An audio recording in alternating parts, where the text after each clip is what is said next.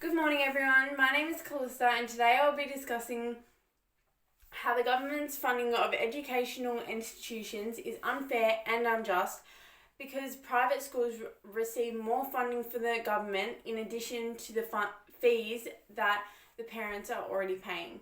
We must compel our government to change the way our schools are funded to ensure that students experience equity and therefore have the best chance of success regardless of their socio-economic status and their school sector.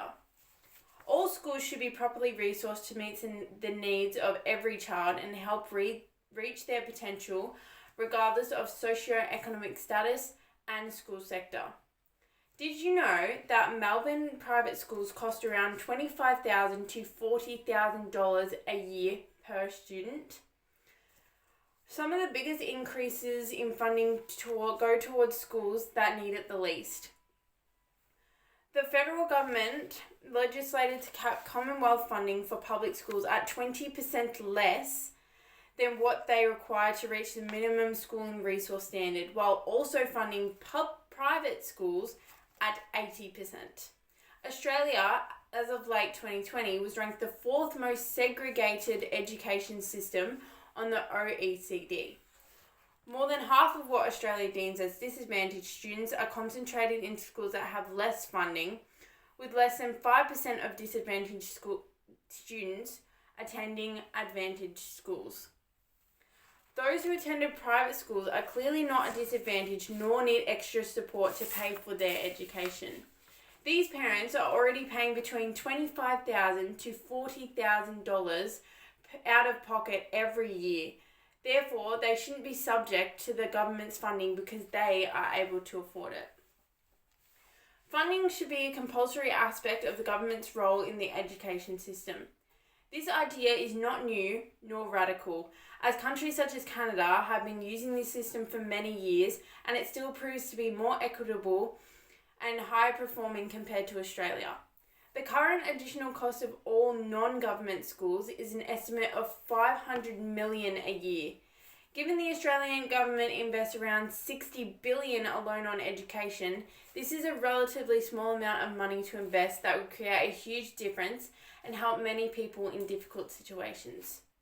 You wouldn't allow your kids to go to a school that couldn't provide the essential needs of education to your child, would you?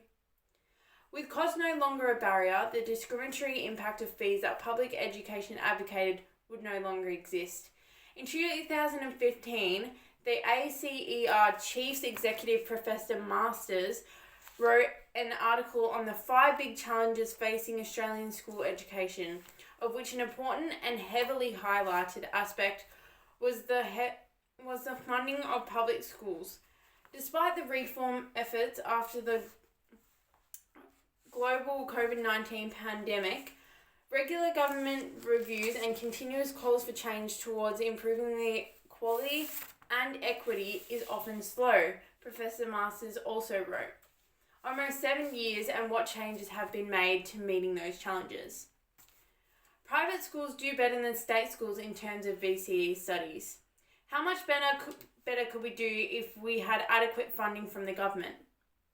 Extra funding would ensure that fewer students are accounted for in a singular classroom with only one teacher available for assistance, meaning more students will be able to get the help needed quicker and more efficiently, giving the students optimal opportunities within the classroom.